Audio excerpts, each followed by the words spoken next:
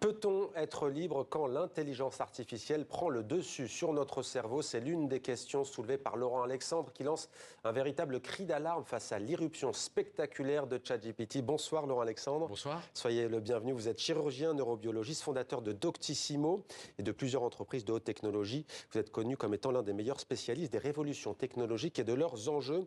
Alors pour commencer, vous comparez le monstre créé par Frankenstein à l'intelligence artificielle. Pourquoi ? Parce que c'est une révolution, c'est un changement radical. L'arrivée d'intelligence artificielle égalant l'homme, c'est un changement de civilisation qui va avoir des conséquences économiques, politiques, psychologiques énormes sur le XXIe siècle. Ouais. À ceci près que vous dites que le monstre, la créature de Frankenstein, elle fait peur. Par contre, là, on a plutôt des hommes qui présentent bien, que certains aient beaucoup envie de rencontrer, Elon Musk notamment, Mark Zuckerberg.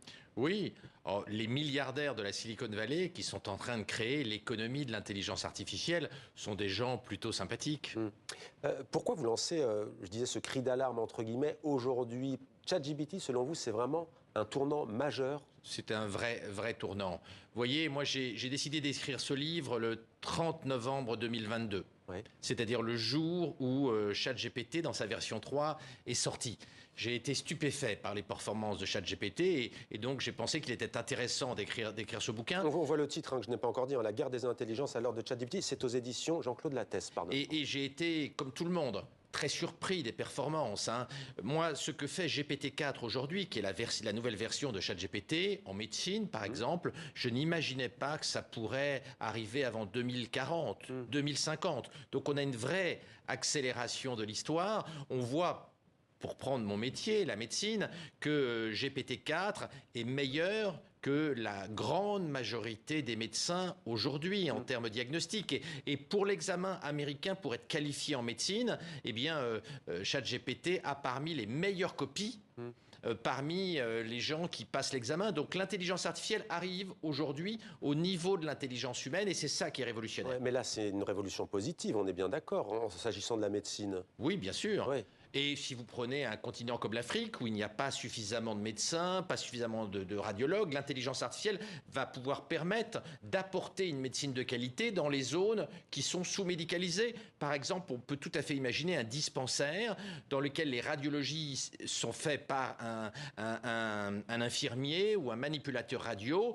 Et avec l'aide de l'intelligence artificielle, on pourra analyser les radiologies au dispensaire, alors même qu'il n'y a pas de radiologue ni même de médecins au dispensaire. Donc, dans les zones qui ont des problèmes de médicalisation, on peut apporter des soins de qualité mondiale grâce à l'intelligence artificielle, même quand il n'y a pas de médecin dans le village, dans la région. Mais vous dites qu'il faut 30 ans pour former un ingénieur ou un radiologue, puisque vous parlez de radiologie, quelques heures pour éduquer une intelligence artificielle. C'est le côté, vous l'avez dit, positif et parfois salvateur dans certaines régions du monde. Vous évoquez quand même des enjeux aussi qui, là, posent des sérieuses questions, notamment l'éducation et le travail. Oui, on va avoir de l'intelligence gratuite dans le monde demain. Et donc, l'intelligence humaine, elle n'est pas gratuite. Les salaires sont élevés, les gens ne travaillent pas 24 heures sur 24, alors que l'intelligence artificielle est quasiment gratuite et elle travaille 24 heures sur 24, elle ne se fatigue jamais. Donc, la concurrence entre l'intelligence humaine, la nôtre, et l'intelligence artificielle va être un vrai sujet. Il va falloir rénover l'éducation de manière à ce que nos gamins, nos enfants, nos petits-enfants soient compétitifs face à l'intelligence artificielle et le système éducatif n'est pas organisé pour que nos enfants soient compétitifs face à cette intelligence artificielle qui galope et dont les performances sont chaque jour plus éblouissantes. Il va falloir beaucoup travailler, il va falloir beaucoup investir dans l'école. C'est une urgence politique dans le monde entier. Sinon, nous aurons un décalage énorme entre les gens compétitifs par rapport à l'intelligence artificielle et puis des gens qui seraient laissés pour compte. Et c'est une vision politique inacceptable. Donc, mobiliser des moyens importants pour l'éducation, l'éducation primaire, supérieure et universitaire est aujourd'hui un enjeu immense, beaucoup plus important qu'il y a quelques années parce que l'intelligence artificielle fait des progrès absolument gigantesques. Je vous cite, les dictatures du XXe siècle ont cassé beaucoup d'êtres humains mais ne les ont jamais rendus totalement transparents et n'ont jamais pu les manipuler. Nous rentrons dans l'univers de la gouvernementalité algorithmique. On a l'impression d'être dans un film de science-fiction. Oui, le futur et la science-fiction sont déjà arrivés. L'intelligence artificielle va permettre de comprendre le cerveau, ce qui pose des problèmes politiques et des risques de manipulation importants. Mais il faut voir le côté positif. L'intelligence artificielle va guérir le cancer dans les décennies qui viennent. Elle va guérir les maladies dégénératives comme la maladie d'Alzheimer. Elle va nous aider à trouver des formes d'énergie qui n'émettent pas de carbone. Nous avons à côté de vrais sujets de préoccupation politique. Nous avons un continent entier d'innovation à développer grâce à l'intelligence artificielle. La décroissance, c'est fini. Nous rentrons dans un monde de croissance très forte, de développement technologique très fort, de développement scientifique. Nous rentrons dans une période de croissance du niveau de vie plus importante qu'on l'imaginait avant la sortie de ces nouvelles intelligences artificielles, car nous allons pouvoir développer l'économie de façon beaucoup plus innovante et beaucoup plus rapide qu'avant ces nouvelles formes d'intelligence artificielle. Vous parliez de la mort, vous avez consacré un livre à la mort de la mort. Vous disiez dans des dizaines d'années, l'intelligence artificielle guérira les cancers. C'est quoi? C'est l'immortalité? Alors, l'objectif de la Silicon Valley, vous le savez, est de nous rendre immortels. D'ailleurs, Google a créé une société, Calico, destinée à tuer la mort, à nous rendre immortels.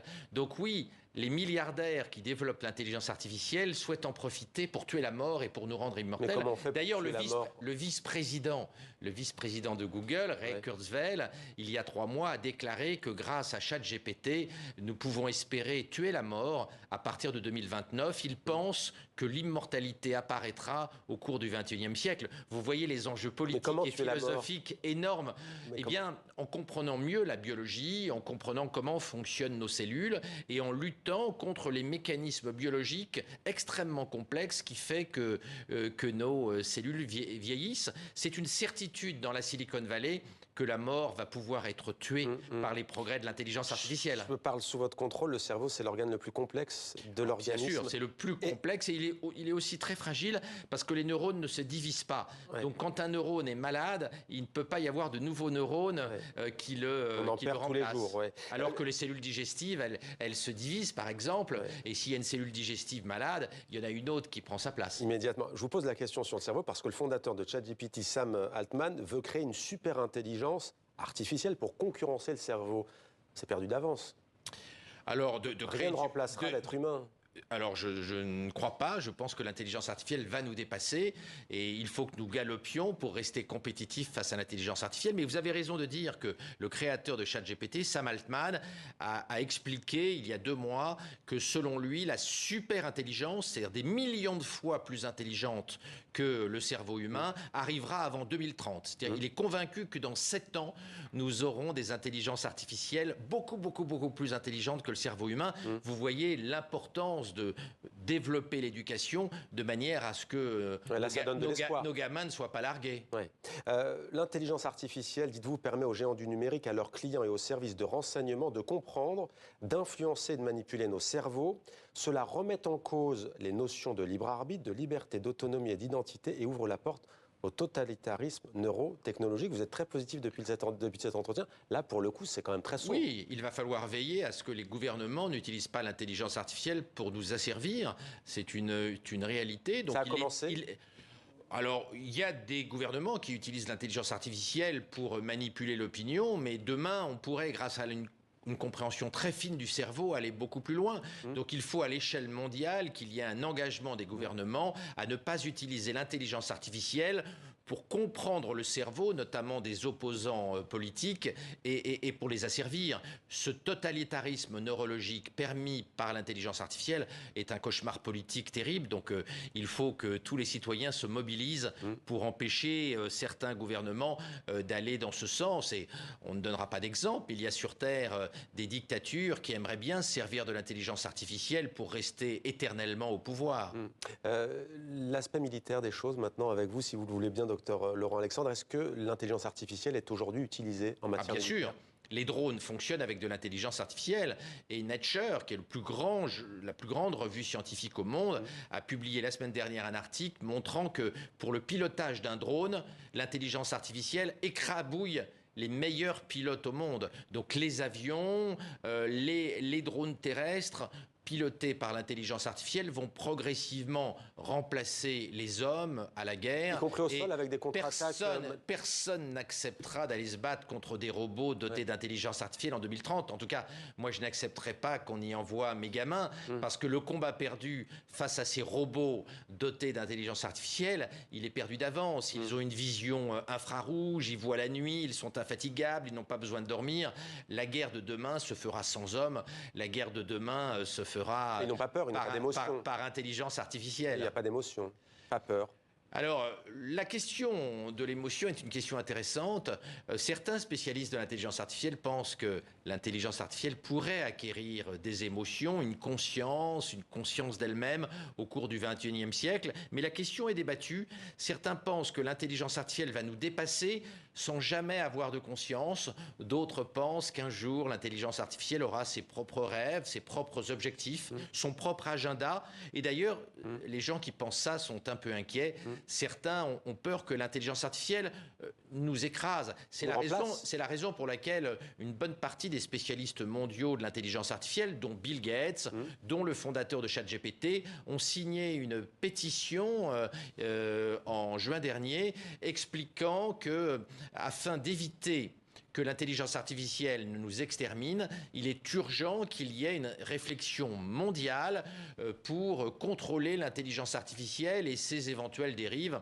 Ce débat politique ne fait que commencer. Alors, au-delà des dérives, que ferait l'humanité si elle n'a plus besoin de travailler, si elle n'a plus besoin de chercher en médecine? C'est quoi le quotidien des êtres humains? Je pense qu'il va falloir que nous nous formions mieux pour rester compétitifs, complémentaires de l'intelligence artificielle. Une vie oisive, passée à être des consommateurs passifs, sans travailler, à mon avis, ce ne serait pas une vie digne. Je ne veux pas d'un monde dans lequel on ne travaillerait pas. Je crois qu'il est important que nous formions nos gamins et nos petits-enfants le mieux possible, de manière à ce qu'ils aient une utilité dans ce monde rempli d'intelligence artificielle qui va arriver au cours de notre siècle. Une petite dernière question. Est-ce qu'au cinéma, il y a un film auquel vous pensez qui a un peu prévu ce monde? Il y a un film qu'on trouvait tout à fait excessif et pas du tout crédible, qui a une dizaine d'années, qui est le film Her, H-E-R, qui décrit une intelligence artificielle très intelligente, très subtile, très empathique, qui ressemble beaucoup à ChatGPT. Et quand le film est sorti, tout le monde trouvait ça sympathique mais irréaliste. 10 ans plus tard, ChatGPT ressemble énormément à l'intelligence artificielle de ce film. Donc le futur va plus vite, galope plus vite qu'on l'imaginait il y a 10 ans. Alors il faut bien entendu lire votre livre, c'est complexe, c'est nuancé, mais juste dites-moi si vous, ce monde-là, s'il a donné, il vous fait rêver ou il vous fait peur? Ce monde me fait rêver. Nous allons faire, grâce à l'intelligence artificielle, des choses formidables. Des continents qui ne sont pas encore industrialisés, développés comme l'Afrique, vont avoir un destin extraordinaire, vont pouvoir sauter plein d'étapes. La médecine en Afrique, dans 10 ans, sera au même niveau que la médecine européenne ou la médecine européenne. Sur le champ climatique, l'intelligence artificielle va nous permettre de diminuer les émissions de CO2, d'améliorer les processus industriels pour qu'ils émettent moins de CO2, et surtout va nous permettre de développer l'énergie de fusion qui n'émet pas de CO2 mais qui est très complexe et qui aura besoin de l'intelligence artificielle pour fonctionner dans 20 ou 30 ans. Donc par rapport à tous les défis que nous connaissons aujourd'hui dans cette décennie 2020-2030, l'intelligence artificielle est porteuse de plein de promesses. Merci beaucoup Laurent Alexandre pour votre éclairage et cet entretien réalisé 100% avec nos cerveaux et sans intelligence artificielle aucune. Enfin, de mon côté en tout cas, j'imagine que vous aussi. Merci beaucoup d'avoir été avec nous.